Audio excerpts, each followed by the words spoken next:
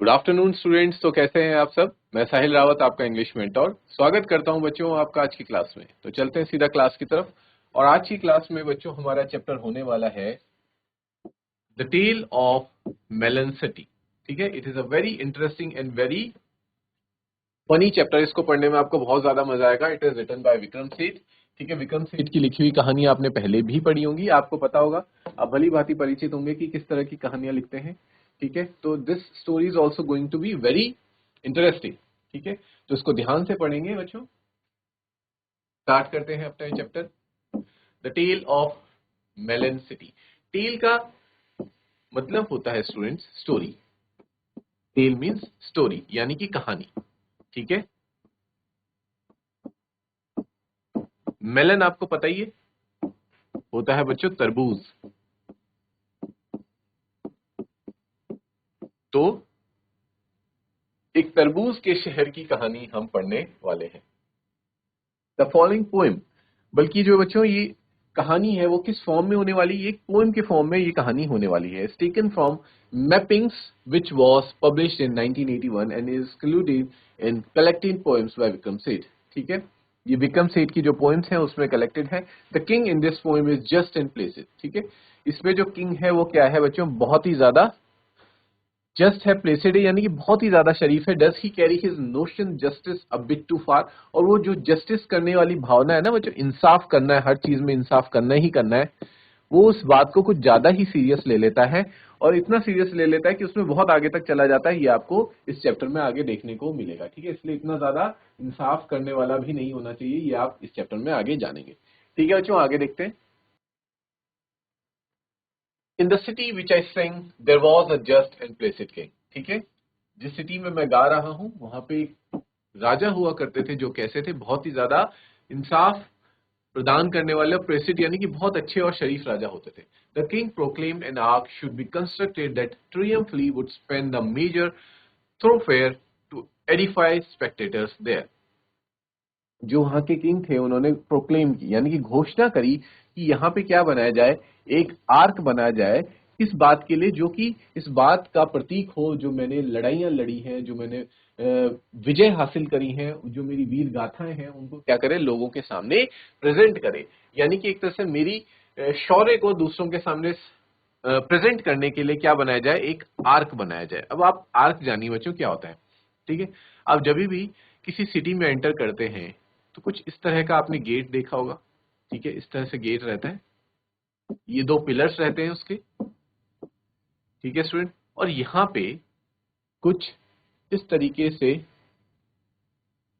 एक आर्क बनाया जाता है। ठीक है, और यहाँ पे बच्चों क्या होती हैं, अलग अलग स्टोरीज वगैरह, कुछ ना कुछ डिजाइन्स वगैरह यहाँ पे बने रहते हैं। और इस ये क्या होता है बच्चों, ये रास्ता होता है। ठीक है, जहां से कि लोग इस शहर में एंटर करते हैं। तो वो जो राजा थे वो चाहते थे कि जैसे ही लोग मेरे शहर में, मेरे नगर में एंटर करे, तो वहां पे जो आर्क बना हो, वहां पे जो मेरी ड्राइंग्स हो, वो क्या प्रेजेंट करें, वो ये दिखाएं कि मैंने कितनी लड़ाइयां लड़ी हैं और कितनी बहादुरी से मैं लड़ा हूं और मैं जीता हूं इन लड़ाइयों को। ये चीज को वो शो करें। ठीक है बच्चों, मेरी जीत को, जितनी मेरी विक्ट्रीज हैं उनको शो करे। ठीक है, स्पेक्टेटर्स यानी कि लोग उसे देख सके। The workman went and build the thing. तो जो वर्कमैन थे, वर्कर लोग थे, वो गए और उन्होंने वो चीज बना दी। They did so since he was the king. और उन्होंने ऐसा किया क्योंकि वो क्या था, राजा का आदेश था, तो उन्हें वो करना ही पड़ा। The king rode down through fair 25 spectators there. तो किंग वहां से क्या आता है, अपने घोड़े में, रोड, रोड का मतलब होता है बच्चों राइड का ही पास्ट फॉर्म है। वो घुड़सवारी करता हुआ वहां से आता है। ठीक है, इस रास्ते से आता है ताकि वहां पे जितने भी स्पेक्टेटर्स यानी कि जनता जो आ रखी है देखने के लिए, वो क्या कर सके, उनके सामने एक तरह का भाषण दे सके। ठीक है बच्चों, यहां तक आप लोगों को क्लियर है, आपने जान लिया कि क्या है। एक सिटी थी, वहां का एक राजा था, वो क्या था, बहुत ही अच्छा राजा था, इंसाफ प्रदान करने वाला राजा था। और वो राजा एक दिन क्या करता है, वो अपने वर्कर से कहता है कि एक इस तरह का शहर के शुरुआत में एक आर्क बनाओ, जहां पे क्या करे, वहां पे जितने भी लोग वहां से गुजरे वो ये जान सके कि उनके राजा कितने ज्यादा महान हैं, कितनी लड़ाइयां उन्होंने जीती हैं, और मेरी शौर्य की गाथाएं उनको पता चले। ठीक है, वो आर्क बनवाते हैं और वर्कमैन जाके, क्योंकि राजा का ऑर्डर था, तो आर्क बना भी देते हैं। ठीक है बच्चों, फिर किंग क्या ऑर्डर देते हैं कि ठीक है, अब मैं आर्क देखने आऊंगा, क्योंकि वहां पे बहुत सारी जनता देखने आ रखी होगी उस आर्क को, तो मैं भी वहां पे आऊंगा और मैं वहां पे अपना भाषण दूंगा। तो भाषण देने के लिए राजा अपने घुड़सवारी करते हुए उस आर्क के नीचे आ जाते हैं। ठीक है, यहाँ तक सभी बच्चों को क्लियर है? Is there any doubt till here? Okay, very good students.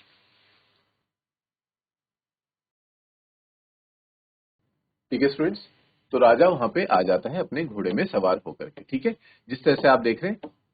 ठीक है बच्चों, राजा यहाँ पे पहुंच चुके हैं। जो जनता है, स्पेक्टेटर्स, यही लोग हैं स्पेक्टेटर्स, जो कि उस आर्क को देखने आ रखे हैं और अपने महाराजा की बात को सुनने आ रखे हैं कि आज महाराजा वहां आके क्या कहेंगे। ठीक है, ये हैं स्पेक्टेटर्स। और ये क्या है बच्चों? ये these are the soldiers.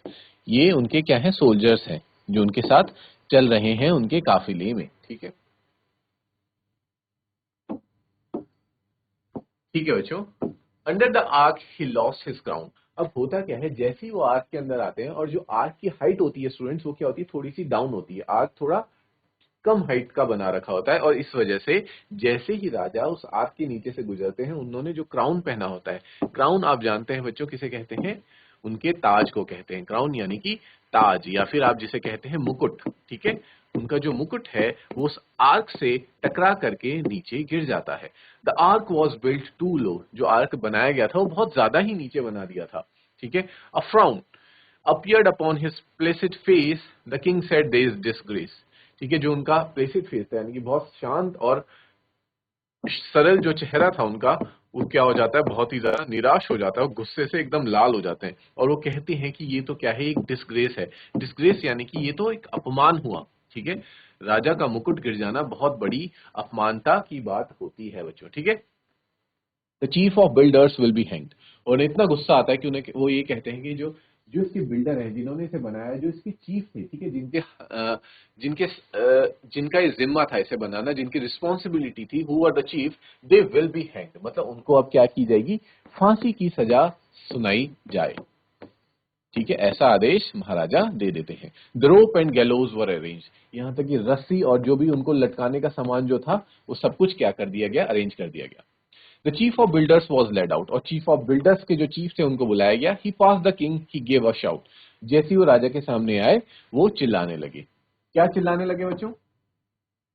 O king, it was the workman's fault. O said the king and called a halt. ठीक है, जैसे ही उनको फांसी देने लगे थे बच्चों, वो चिल्ला के बोले कि महाराजा ये हमारी गलती नहीं है, ये तो वर्कमैन की गलती है। ठीक है, यानी कि जो लेबर है, ठीक है, उन्होंने ये गलती करी है। तो किंग क्या होते हैं? रुकते हैं। और हॉल्ट, हॉल्ट का मतलब रोक देते हैं, उनकी फांसी को रोक देते हैं, रोकना। ठीक है, हॉल्ट मीन्स रोकना। To the proceedings being just and procedure now, he said, I must. I have all the workmen hanged instead।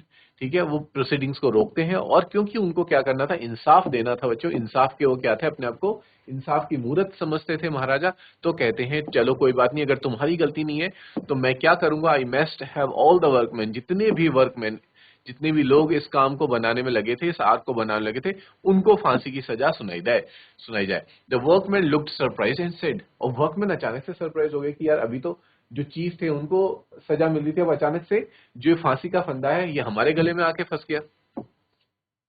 O king, you do not realize the bricks were made of the wrong size. ठीक है, अब जो workman है ना, वो अपने आप को बचाने के लिए क्या कह रहे हैं बच्चों? कि महाराजा इसमें हमारी गलती नहीं है। आपने इस बात को गौर से नहीं देखा कि जो ब्रिक्स का साइज है, यानी कि ब्रिक्स मतलब ईंटें, जो ये ईंटों का साइज है यही छोटा था। ठीक है, इसी वजह से जो आर्क है वो क्या बना? थोड़ा सा छोटा बना। Summon the masons, said the king. और ये सुनते ही किंग को गुस्सा आता है। वो कहता है कि फिर मेसन्स, मेसन्स कौन होते हैं बच्चों? जो ईंट वगैरह ये सब चीजें बनाते हैं, उनको मेरे सामने लाया जाए। The mason stood there quivering. और उनको फांसी की फंदे पे, सूली पे चढ़ाया जाए। ठीक है, और मेसन्स अचानक से क्या हो जाते हैं? डर जाते हैं। It was the architect, they said the architect was summoned. ठीक, वो फिर क्या किस पे दोष मर देते हैं? जो समन मेसन्स होते हैं बच्चों, वो बोलते हैं कि ये हमारी गलती नहीं है, आर्किटेक्ट ने ही हमें बोला था कि छोटी छोटी ईंटें बनाना। तो सबसे बड़ी गलती किसकी? और आर्किटेक्ट के ऊपर तो बच्चों फिर कोई भी नहीं है। ठीक है, क्योंकि जो भी सारा डिजाइन होता है वो किसका होता है? आर्किटेक्ट का ही होता है। वही डिजाइन बनाता है, वही नक्शा पास करता है, और वही सारी चीजें डिजाइन करता है कि ईंटों का साइज इतना होगा, जो भी साइज होना है, आर्क का साइज इतना हो। तो सारी गलती किस पे आ जाती है? आर्किटेक्ट पे आ जाती है। तो आर्किटेक्ट हो जाता है कि जो फाइनली जिसकी गलती है, और इसको क्या किया जाए? फांसी की सजा सुनाई जाए। ठीक है बच्चों, यहां तक क्लियर है कि किस तरह से ये स्टोरी आगे बढ़ रही है। भले ये पोएम की फॉर्म में, लेकिन आप समझ पा रहे हैं कि क्या इस स्टोरी में हो रहा है कि जैसे ही राजा अपना भाषण देने वहां पे आते हैं, उनका मुकुट आग से टकराता है और वो क्या कहते हैं कि जिसने भी आर्क बनाया उसको, जो चीफ है उनको सजा दी जाए। चीफ किस पे ब्लेम लगाते हैं? वर्कमैन पे। वर्कमैन ब्लेम लगाते हैं मेसन्स पे, और मेसन ब्लेम लगा देता है आर्किटेक्ट पे। ठीक है बच्चों, तो फाइनली आर्किटेक्ट को क्या बोला जाता है कि इसको अब फांसी के फंदे पे चढ़ाया। ओके स्टूडेंट्स, इसके बाद क्या होता है? Well, architect said his majesty, I do ordained that you shall be hanged. Said the architect, "O king, you have forgotten one small thing. You made certain amendments to the plans when I showed them to you." और architect students अब क्या कहता है कि महाराज, फांसी मुझे नहीं बल्कि फांसी तो आपको चढ़नी चाहिए। क्यों? क्योंकि मैंने तो एकदम सही प्लान बनाया था, लेकिन आपने लास्ट मोमेंट में क्या किया? अमेंडमेंट्स किए। अमेंडमेंट्स का मतलब होता है बच्चों बदलाव। ठीक है, आपने क्या करे? थोड़े बहुत प्लान में बदलाव करे, जिस वजह से ये जो आर्क है ये छोटा बन गया। The king heard this, king ने ये सुना। द किंग सॉ रेड, और अचानक किंग क्या हो गया? पूरा लाल हो गया। ठीक है, in fact he nearly lost his head, और इवन उसका दिमागी संतुलन भी खराब हो गया कि अरे, सारी गलती तो मेरी ही आ गई घूम फिर करके। But being a just and blessed king, he said, this is a tricky thing. फिर वो कहता है, लेकिन क्योंकि उसको इंसाफ तो करना ही था, ठीक है, इसलिए वो कहता है कि ये तो बड़ी ट्रिकी चीज हो गई है, अब इसका मेरे पास कोई सोल्यूशन है नहीं। आई नीड सम काउंसिल, मुझे क्या चाहिए? मुझे एक सलाहकार की जरूरत है। Bring to me the wisest man in this country. वो कहते हैं कि इस कंट्री में, हमारे देश में, हमारे नगर में जो भी सबसे समझदार इंसान है उसको मेरे पास लेकर के आओ, क्योंकि मुझे सहायता की आवश्यकता है। क्योंकि यहाँ पे मैं एक धर्म संकट में फंस चुका हूँ। जो चीफ लेबर्स है वो वर्कमैन पे इल्जाम लगा रहे हैं। वर्कमैन कह रहे हैं कि ये मेसन्स की गलती है, मेसन कह रहा है कि ये आर्किटेक्ट की गलती है, और आर्किटेक्ट तो ये कह दे रहा है कि महाराज ये आप ही की गलती है। तो आखिर करें तो क्या करें? और इंसाफ देना भी जरूरी है। इस चीज का कोई ना कोई निष्कर्ष निकालना ही होगा हमें, किसी ना किसी को तो फांसी पे चढ़ाना है। तो किसको चढ़ाया जाए, किसकी सबसे बड़ी गलती है, ये जानने के लिए मुझे एक सलाहकार की जरूरत है। और हमारे शहर में जो भी सबसे समझदार व्यक्ति है, तुम उसको मेरे पास लेकर के आओ। The wisest man was found, उसको ढूंढ लिया गया और उसको महाराज के पास लेकर के आए। ने carried to the royal court, और उसको रॉयल कोर्ट यानी कि जो उनका राजगृह होता है बच्चों, वहां पे लाया गया। He could not walk and could not see, वो इतना बूढ़ा था कि वो ढंग से वॉक भी नहीं कर पा रहा था और कुछ देख भी नहीं पा रहा था। So old and therefore wise and was he, और वो क्या सोचे थे कि बस ये ओल्ड है, इस हमारे शहर में सबसे पुराना, सबसे बूढ़ा व्यक्ति है, तो फिर वही सबसे ज्यादा वाइज भी होगा। तो देखा जाए तो बच्चों, आपको कुछ ऐसा नहीं लग रहा कि इस शहर में सबके सब लोग कैसे हैं? बहुत ही ज्यादा बेवकूफ है। उनका राजा भी बहुत बड़ा बेवकूफ है, इवन वहां के लोग, जनता भी बहुत ही बड़ी बेवकूफ है। बट इन क्वेवरिंग वॉइस, मतलब क्वेवरिंग का मतलब होता है बच्चों लड़खड़ाती हुई जुबान के साथ, the culprit must be punish, वो कहता है कि जिसने गलती करी है उसको सजा मिलनी चाहिए। Truly the arc it was that banged the crown of and it must be hang. तो कहते हैं कि गलती तो सारी किसकी है? आर्क की है। क्यों? आर्क क्यों महाराजा के क्राउन से टकराया, और इसलिए आर्क को क्या करना चाहिए? फांसी पे चढ़ा देना चाहिए, सूली पे चढ़ा देना चाहिए। ठीक है, to the scaffold the arch was led when suddenly a counsellor said. ठीक है, मतलब जिसको इतना वाइज इंसान समझ रहे थे कि पूरी देश में, पूरे शहर में सबसे वाइज इंसान है, वो क्या सलाह दे रहा है कि जो आर्क है, यानी कि जो मैंने आपको बताया था बच्चों, उस आर्क को फांसी पे चढ़ाया जाए। तो क्या कोई ये समझ सेंस की बात होती है? आर्क तो क्या एक नॉन लिविंग थिंग है कि आपको उसको सूली पे चढ़ा सकते हैं? तो लगा लीजिए उसके पास कितनी विजडम रही होगी उस इंसान के पास, जो इस तरह का कोई वो दे रहा है, सजेशन दे रहा है। तो इस पे काउंसलर कहता है कि अरे ये कैसे पॉसिबल है? हम आर्क को थोड़ी फांसी पे चढ़ा सकते हैं। How can we hang so shamefully what touched your head your majesty. और वो भी क्या कहता है? वो ये नहीं कहता कि एक नॉन लिविंग थिंग है, हम इसको सूली पे नहीं चढ़ा सकते। वो कहता है कि जिस चीज ने महाराज के सिर को छुआ हो, हम उसको उतनी अच्छी चीज को, उतनी कीमती चीज को हम कैसे सूली पे चढ़ा सकते हैं? ठीक है बच्चों। True, mused the king. By now the crowd, restless, was muttering aloud. ठीक है, और राजा भी इस बात पे कहते हैं कि हाँ, ये बात भी सही है, जिसने मेरे मस्तिष्क को, मेरे मस्तक को छुआ है, हम उसको कैसे सजा दे सकते हैं? लेकिन सजा भी देना बहुत जरूरी है, क्योंकि जो हमारी प्रजा है जो क्राउड है जो यहाँ पे आई है वो क्या होती जा रही है, रेस्टलेस होती जा रही है, वो परेशान होती जा रही है, वो चिल्ला रहे हैं कि भाई अभी तक इंसाफ मिला क्यों नहीं, तो हमें इंसाफ तो करना ही है। The king perceived their mood and trembled and said to all who were assembled. ठीक है, द किंग, राजा ने कहा कि हमें क्या करना है, सबके मूड को शांत करना होगा, हमें जनता को शांत करना होगा, और हमें जितने भी लोग यहाँ पे असेंबल हो रखे हैं, असेंबल का मतलब होता है बच्चों जमा हो रखे हैं, इकट्ठे हो रखे हैं, उनको इंसाफ बताना होगा कि हाँ जो राजा है वो इंसाफ करता ही करता है। Let us postpone consideration of finer points like guilt, the nation wants are hanging. वो कहता है कि हमें जो गिल्ट विल्ट वाली भावना है इनको साइड में रखना होगा, लेकिन जो हमारा देश है, हमारा राष्ट्र है, उसको क्या चाहिए, वॉन्ट्स आर हैंगिंग, किसी ना किसी को तो सूली पर चढ़ाना ही है। Hanged must be someone and that immediately, किसी ना किसी को तो सूली पे चढ़ाओ और वो भी तुरंत, अभी के अभी किसी ना किसी को फांसी के फंदे पे चढ़ाओ। ठीक है बच्चों, ऐसा आदेश कौन दे देते हैं, राजा।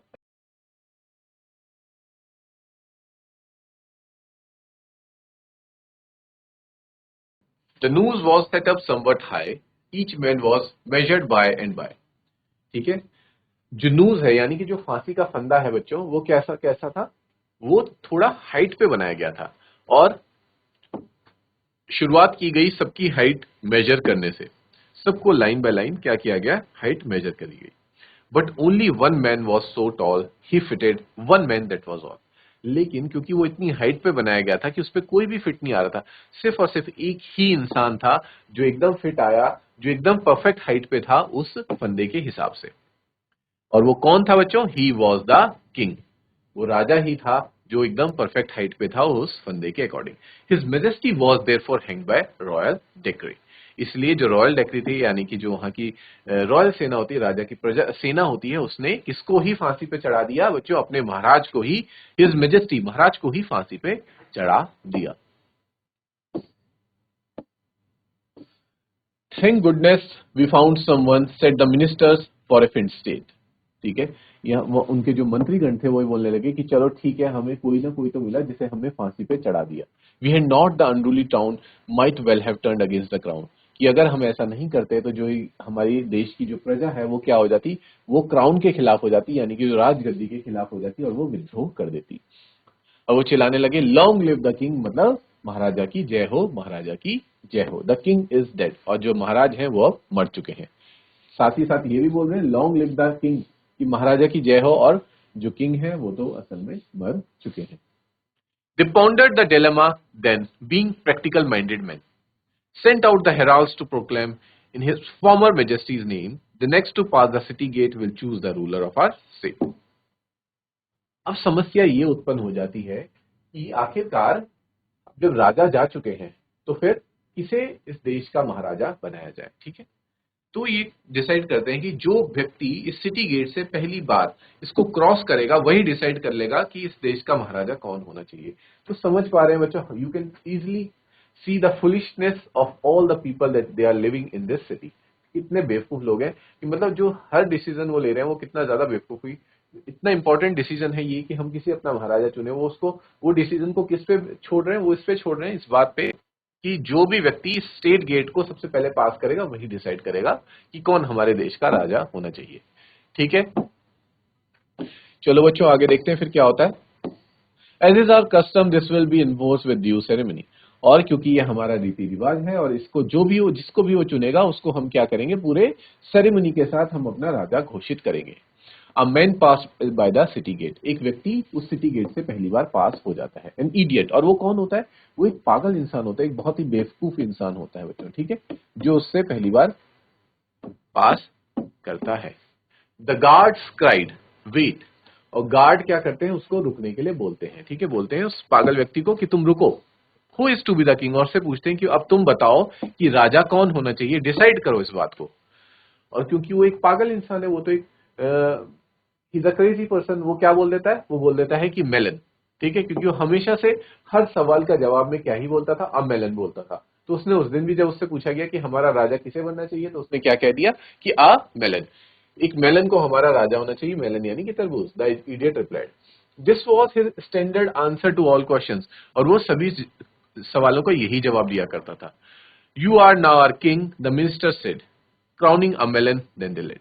और फिर इस तरह से बच्चों वो किसे बना देते हैं राजा, एक मेलन को, एक तरबूज को अपना राजा राजा बना देते हैं, राजा घोषित कर देते हैं और उसी को क्राउन पहना देते हैं, यानी कि जो ताज होता है वो एक मेलन को पहना देते हैं। Then they led the melon to the throne and reverently set it down। और फिर वो उस मेलन को कहां तक लेके जाते हैं, राजगद्दी। थ्रोन का मतलब होता है बच्चों राजगद्दी, जो राजा की जो गद्दी होती है जहां पे राजा बैठते हैं उसको कहा जाता है थ्रोन। ठीक है, वहां ले जाते हैं उस मेलन को और उसको वहां पे बिठा देते हैं। तो आप समझ सकते हैं, you can easily imagine the funny scene over there की एक राजगद्दी पे मेलन को बिठा रखा है और मेलन के ऊपर ताज लगा रखा है। तो कितना ज्यादा वो फनी सीन रहा होगा बच्चों। ठीक है,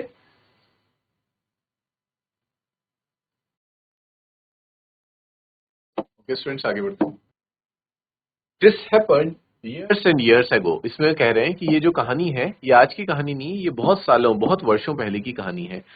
When now you ask the people so, लेकिन अभी भी जब तुम वहां के लोगों से अगर पूछोगे, so your king appears to be a melon, उनसे पूछते हैं कि तुम्हारा किंग एक मेलन है, ये कैसे हो सकता है, हाउ डिड दिस हैपन, ये आखिरकार कैसे हुआ कि तुम्हारे देश का राजा एक तरबूज एक मेलन बन गया।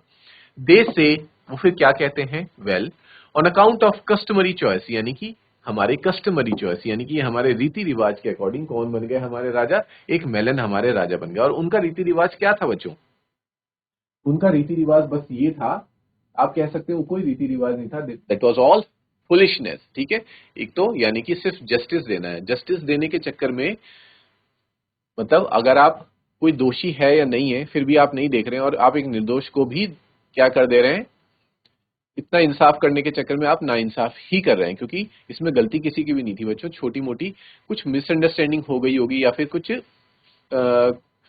मेजरमेंट वगैरह में थोड़ी बहुत मिस्टेक रही होगी। उसमें हम नहीं बोल सकते कि क्या वो वर्कमैन की मिस्टेक थी या वो जो चीफ वर्कमैन थे उनकी गलती थी, मेसन्स की गलती थी, आर्किटेक्ट गलत था, लेकिन किंग तो वहां पे बिल्कुल भी गलत नहीं था और उन्होंने किसको ही फांसी की सजा दे दी, किंग को ही फांसी की सजा दे दी। तो ये कोई भी कस्टमरी चॉइस नहीं है बच्चों, ये दिस इज ऑल फुलिशनेस। और अपनी फुलिशनेस को क्या कह रहे हैं, वो कह रहे हैं कि ये तो हमारी कस्टमरी चॉइस है। ठीक है, ये हमारे रीति रिवाज है, उसके अकॉर्डिंग ही हमारे महाराजा एक मेलन बन गए हमारे महाराजा। If His Majesty rejoice in being a melon, that's okay with us, for who are we to say। वो कहते हैं कि जो हमारे मेजेस्टी हैं, जो हमारे महाराजा हैं, वो एक मेलन है और इसमें हम लोगों को बहुत ज्यादा खुशी भी महसूस होती है। ठीक है, with us, for who are we to say that what he should be as long as he leaves us in peace and liberty। वो कहते हैं कि और हम आखिर होते ही कौन है ये कहने वाले कि हमारे महाराजा मेलन है या मेलन क्यों है, क्यों, और ऐसा हम क्यों नहीं होते हैं कहने वाले, क्योंकि जब तक हम उनके राज्य में we are living should be as long as he leaves us in peace, हम शांति से रह रहे हैं। और लिबर्टी, लिबर्टी यानी कि बच्चों क्या होता है, हमें पूरी तरह से हम फ्रीडम मिली है, हमें हम क्या हैं, हम स्वतंत्र हैं, हम अपने डिसीजंस खुद ले सकते हैं और हम बहुत ही ज्यादा शांति में रह रहे हैं। यानी कि हमें कोई महाराजा जो है वो बिल्कुल भी छेड़खानी नहीं करते, ना हमें परेशान करते हैं, ना बिना फालतू के हमें दंड देते हैं। तो हम लोग बहुत खुश हैं, तो हमें कोई भी समस्या नहीं है अपने महाराजा से। ठीक है बच्चों,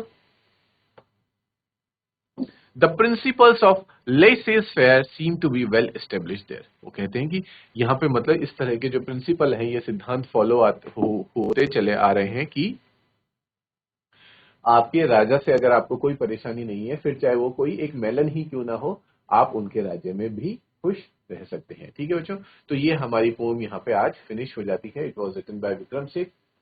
नेक्स्ट क्लास में बच्चों we will discuss its question answers को हम डिस्कस करेंगे। आप एक बार घर जाके इस पोएम को फिर से रिवाइज करेंगे, एक बार इस लेक्चर को अगर आपको फिर से एक्सप्लेनेशन जाननी है तो इसको एक बार फिर से रिकैप कर सकते हैं। Will meet in next class, till then take care, have a good day and thank you students.